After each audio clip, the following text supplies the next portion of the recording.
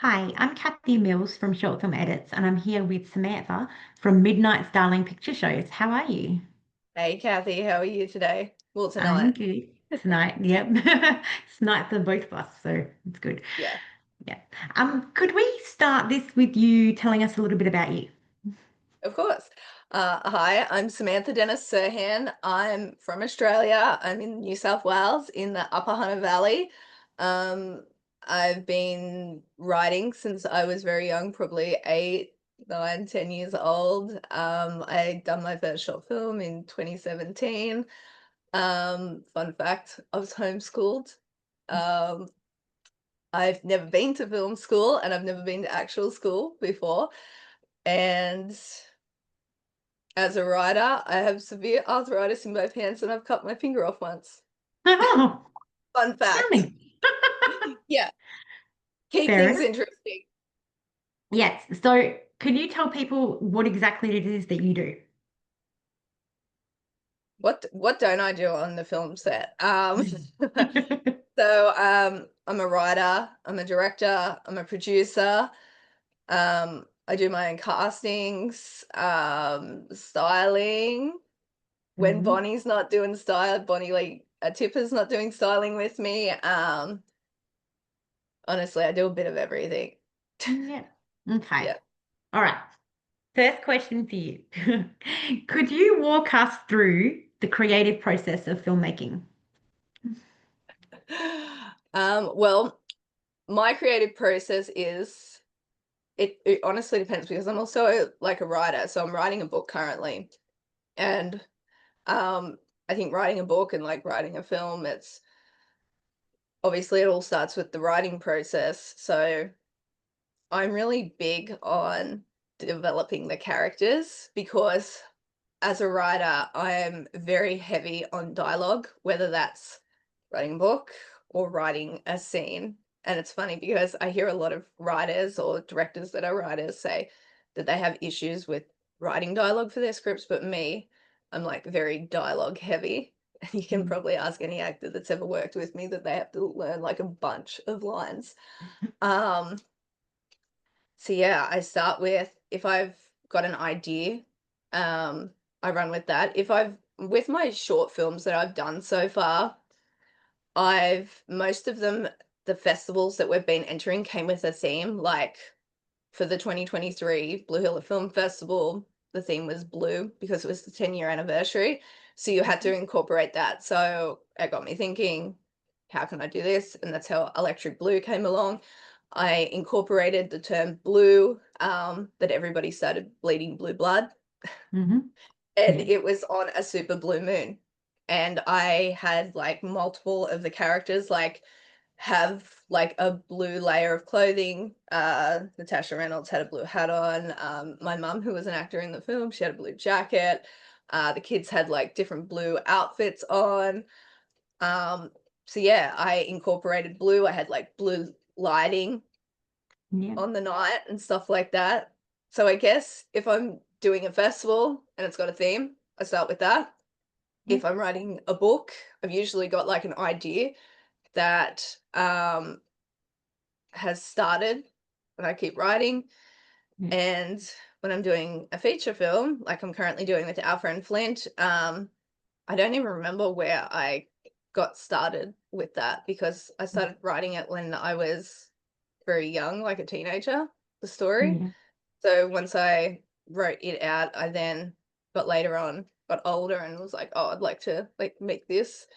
Um, I started like transferring the story into script format and started talking to different people and then it just like evolved with Yeah. casting and Mm. crew and then COVID and then losing crew and then losing some Mm. actors and then it Yeah. honestly, it depends on the project. Yeah. Yeah. Yeah. It honestly, that's just what I'm trying to say. Mm. It depends on the project that I'm Based on the doing, project. how it starts. Yeah. Yeah. Well, I mean, I know a little bit about your project, Our Friend Flint. Did you want to tell people what that project's about? In very short. Yeah. details because You don't want to when give it I away. say it is multi-genres, and that Yeah. really confuses people, but it's got horror elements, it's got drama elements, it's got romance elements, and it's also got comedy elements. And I Yeah. feel like me personally, even though I'm the writer, not to have an ego, I feel like I've beautifully blended that. Yeah. Um, and it starts with a story of a young man that gets entwined in a relationship with somebody that ends in an unfortunate accident and he dies, and there's a supernatural element and he gets brought back to life 25 years later in 1987 along with the people responsible for accidentally killing him. And no, he's not a zombie and they're not a zombie. It's whole part of Mm. a supernatural mythology that I've created for it. Yeah. And some of our, well, one of our vertical actors is that guy, isn't he? Quinn is one of the people responsible, and he is Mm. also, I would say he's part of the family that's responsible for the lead actor's death. He plays Eddie Mm. Aquilina, and fun fact, Quinn did actually audition for Flint. Not a lot of people Oh, know that. That's when I first met him. Met yeah. him long, long before, he was very skinny and had a buzz cut. That's how long I've known Quinn for. Yeah. Um, but yeah, his character is extremely toxic. He's like the epitome of a toxic boyfriend in Mm. that. Quinn's actually said to me a couple times, like, how can we make Eddie more toxic? So we sort of like Yeah. play around, we've played around with a bit of dialogue and he gets to improv and things like that with That's scenes. great. It's good to have a good collaboration with the Oh actors yeah, and work with 100%. them. I fully support. I'm not one of those directors and writers that like I've written the script, you all must keep Yeah. on that. I'm really big on when I give the script to the actor that they can like come to me and be like, "Hey, I don't feel like my character would say this. Can we maybe tweak this or we can tweak Mhm. that?" Or even there's a little thing that I do when we're on filming days, like this is just like any project I'm working on. I Everyone says, "Okay, camera rolling, sound, good." Mm. And it takes me a while to say action because I want to catch them off surprise Mhm. Yeah. when I call action. And I love seeing the transition between them waiting and when you call action, they go straight into. And then once they've done, even if we're blocked the scene and they're not going forward or, um, I really love taking a while to say cut because sometimes even if we're at like the end of the scene, an actor will surprise you and just like add a little bit on. And I always love it when they do that. So Mm. yeah, I I actually always, noticed that when I was doing that little bit of editing. I noticed oh, that did because you? Yeah, when I yeah, spoke to you, you were just like, "Oh, don't worry that I said, cut or whatever." And I'm like, because they did a really cool bit after you said that or just before you said that, So that was cool. I like yeah, that. yeah. Sometimes you get like the best, most unexpected thing when you're there. You just let them keep playing the role and you Yeah. haven't told an actor to stop, but they're just like so in the zone of Yeah. playing that character and they've done the work on Yeah. that character and they're just like in the moment and you haven't called stop. And I notice like crew look around at me and or camera will be like, are we gonna call stop? And I'm just like looking through I Oh yeah. very the monitor. I guess I sometimes I look through the monitor, sometimes I don't. It depends the location. Yeah. If we're shooting in like a small space, I'll look through the monitor out of the room. But if we're in like an open area, I'll just be like off camera, just standing right there where the Yeah. actors doing like their stuff. And everyone is looking at me like, is yo cut? Like the scene's over. And the good thing is the actors keep going. So Yeah. Oh, that's good. Okay. Um, are you able to talk about anything new you're making other than our friend Flynn? I actually wrote a short film this year. Not a short film, sorry.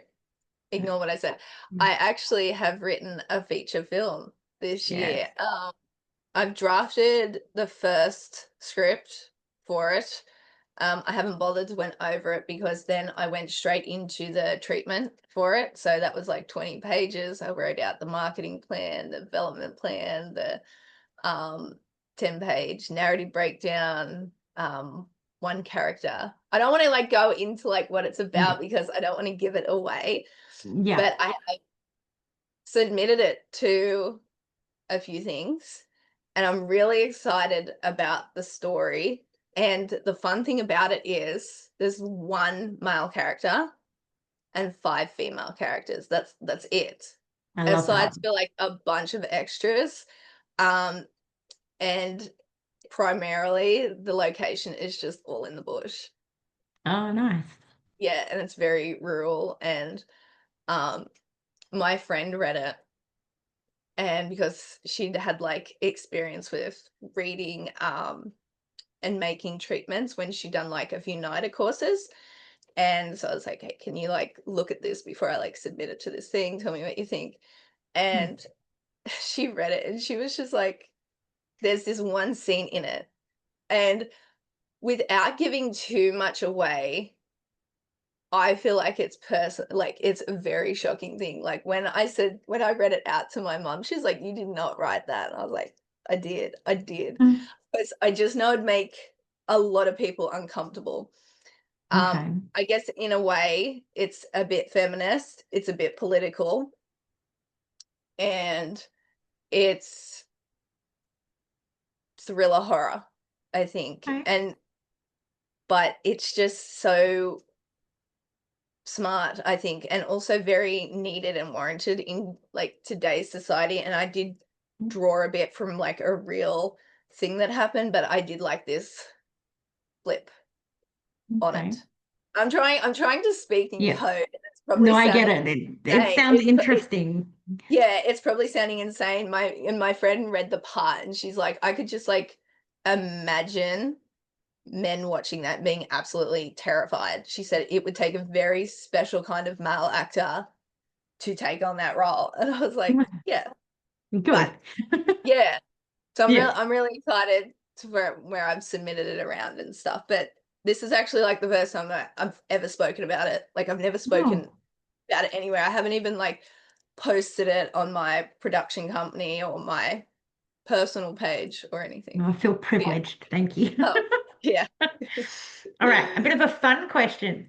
I saw that you went to a Netflix event and met the Oh, I cast of did. Wednesday. I How was that did. I did. experience for you? Well, as you can see, I've got a Tim Yeah. Burton poster Beetlejuice above my bed. And in a way, I think it manifested for me because one, the poster's above my bed, Mhm. and I was born on a Wednesday. Oh, Yeah. it was meant to So be. and I grew up watching The Addams Family and the crossover episodes with Scooby-Doo and like even being a fan of the TV show on Yeah. Netflix from season 1.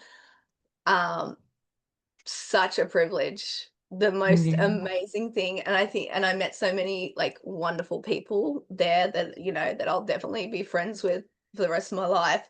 Um, it was your taste, it was my taste of being like, okay, this is like where I belong in this Yeah. environment with these like they had the red carpet, but it was purple carpet because it was Yeah. Wednesday, and there's like these huge cameras and there's these photographers and they're grabbing your shoulder and they're saying, "Let me take a photo of you." And there's like, "Hey, Mm. like walk here and there," and you got your little VIP pass because I was the VIP section, and Yeah. it was so incredible, such an Yeah. incredible experience. And then, like the distance between me and the laptop right now is the distance between me and Tim Burton. And I go, "Hi, Tim. Oh, Hi. Hi, how are you?" And that's he goes past incredible. on, yeah, goes past on his little buggy. And then, we've got Alfred Go and Miles Miller, and they're the creators of Wednesday. And really special for me, I grew up watching Smallville, which they were also the creators Love of. Smallville. Yeah. So good, so Yeah. good. Oh my goodness. And they're waving and I'm like, "Hi," and they're like, "Hi, how are you?"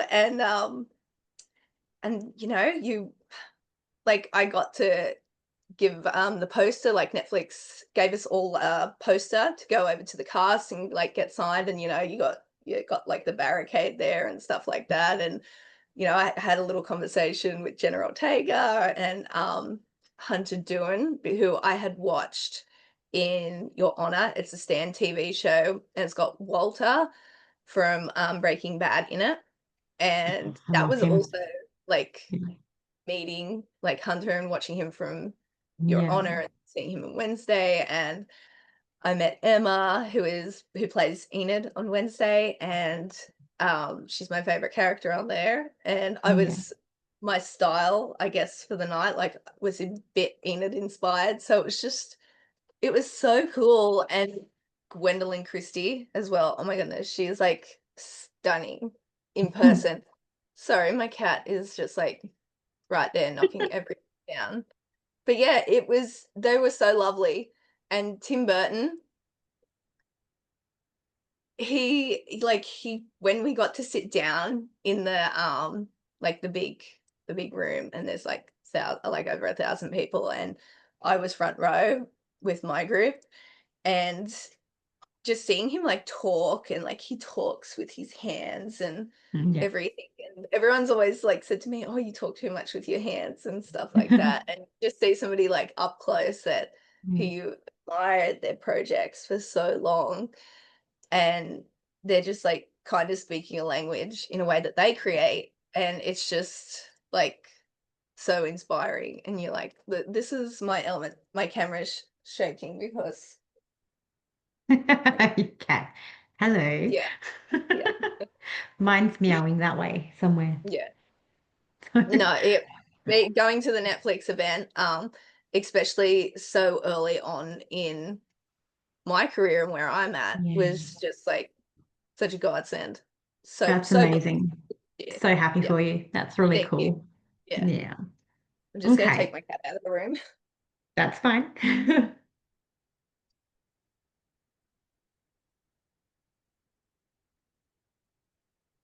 All right. Okay, Um, okay, so you do your own casting. What makes I do. an actor stand out to you? So many things. I don't want to be that person judge a book by a cover, Yeah. but headshots are so important. Yeah. Headshots are so extremely important. And if it's like on Star Now, that plays a big factor, especially if I've got like a character in mind. But also I've casted a lot of roles through people just like reaching out to me Yeah. on my Midnight Selling Picture Shows account on Instagram, which is so welcomed. And I have got like so many CVs built up from people just Mm, like, "Hey, if you like think of me for something, here's my CV." And yeah. they just like reach out, or through actors. Like I've met a couple of really good actors through Quinn as well. Yep. And so for me, if I'm it depends on the character I'm casting. So if I'm casting from a family, I'm one of those people that I like all the actors that are cast in the family to all have like some similar intricate look. Yeah. Yeah. That's really important for me because I hate watching like a TV show and they've casted a family and just no one looks Yeah. like they're related, which is crazy because me and my two sisters, you line the three of us up together, we look nothing alike. But Yeah. my youngest sister looks like me young. Yeah. Um, but yeah, that's another thing. And again, I don't know how this is going to sound, but I go for a very specific look with an actor. Yeah. As you know, I shoot mostly in eras of like different decades and stuff. Like for Yeah. instance, our friend Flint is starts in the 60s and then goes to the 80s, and then we get flashbacks of the 60s. So I guess for that, I looked for actors with a very interesting face that I found interesting, that could pass from being in another time, from Yeah. another decade, because I feel like, what's it called? Instagram face. It's Yeah. called, where everybody has like this too polished look. Yeah.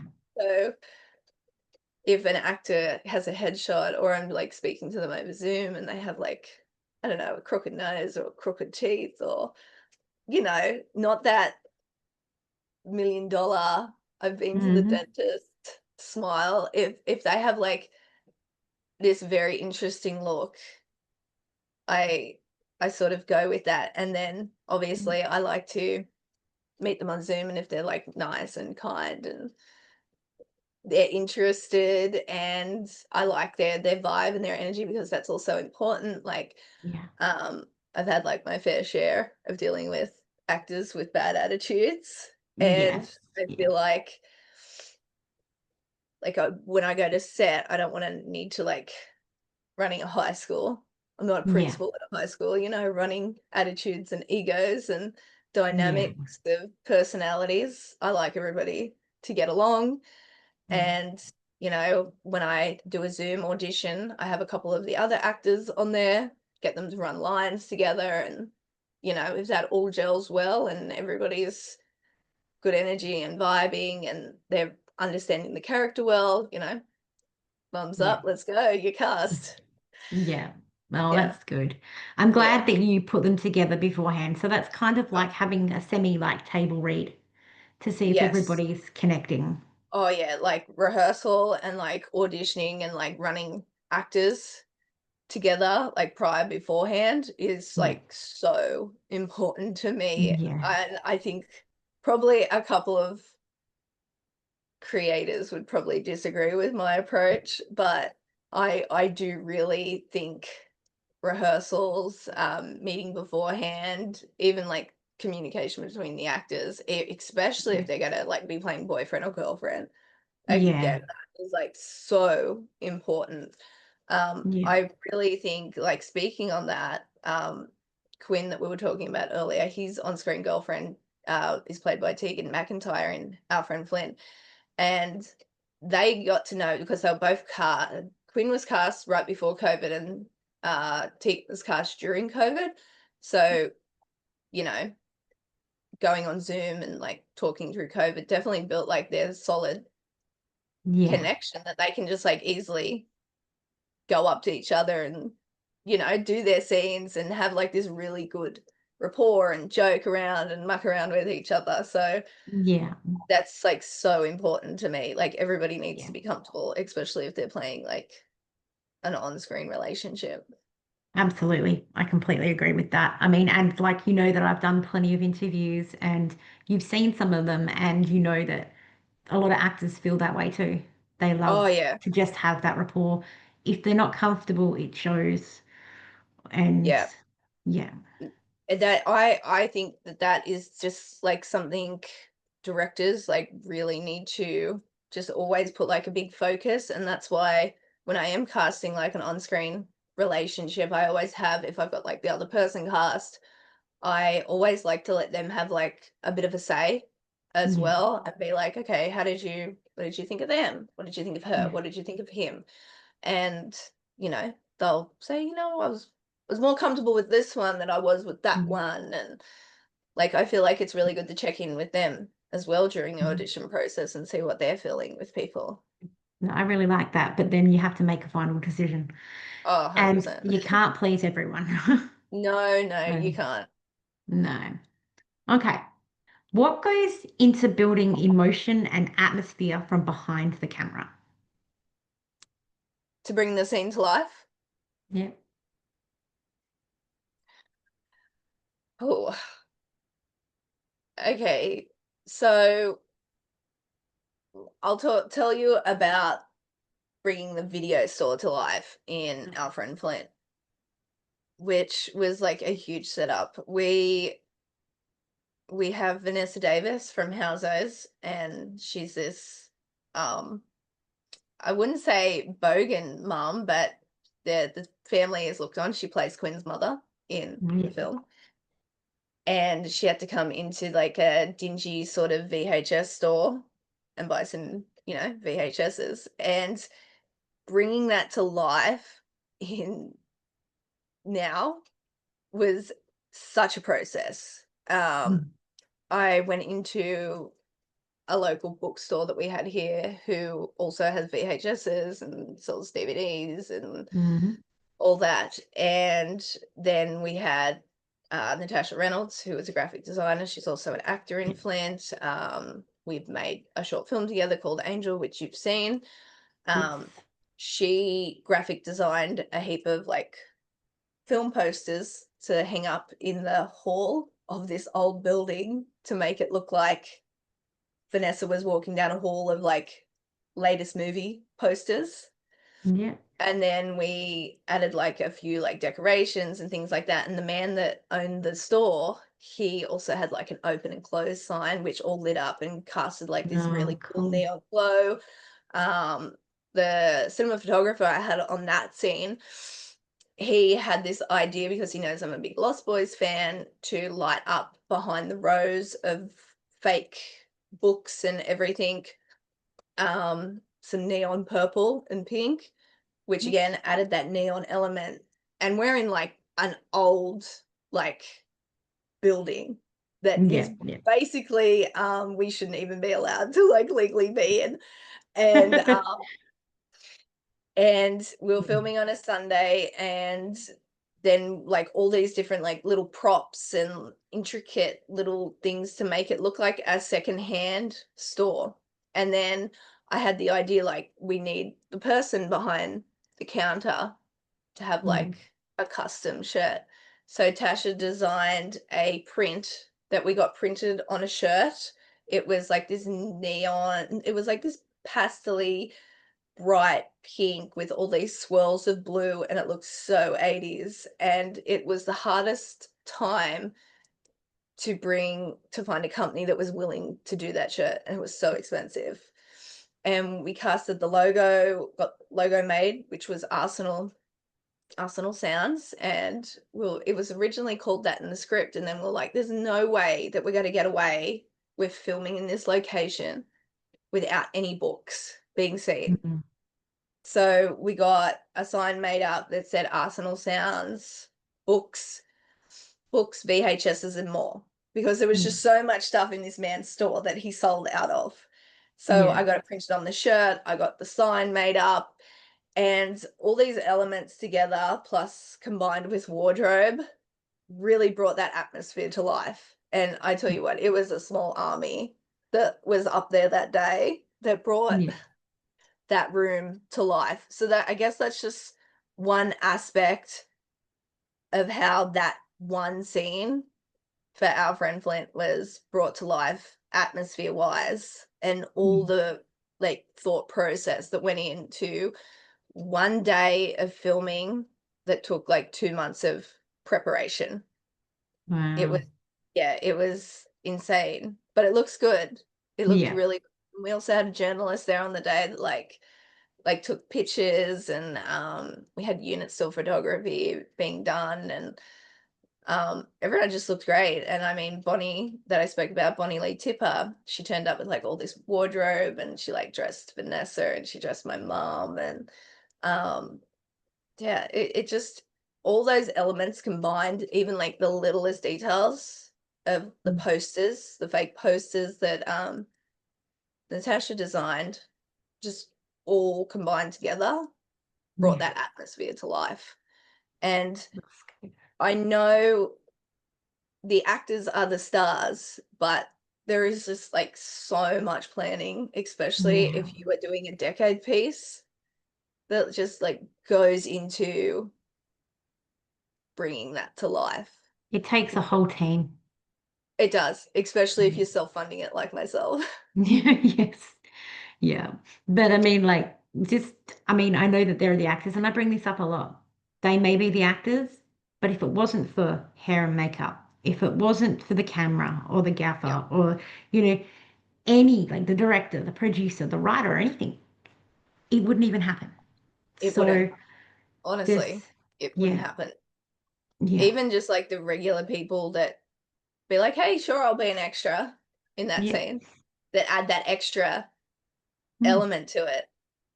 Yeah. It just Everybody all comes together. has a role to play, and it's important. They honestly do, and it's such a team effort. Mm. Such team effort, yeah. But that's also why I love it, especially if you've got like a really good team behind you.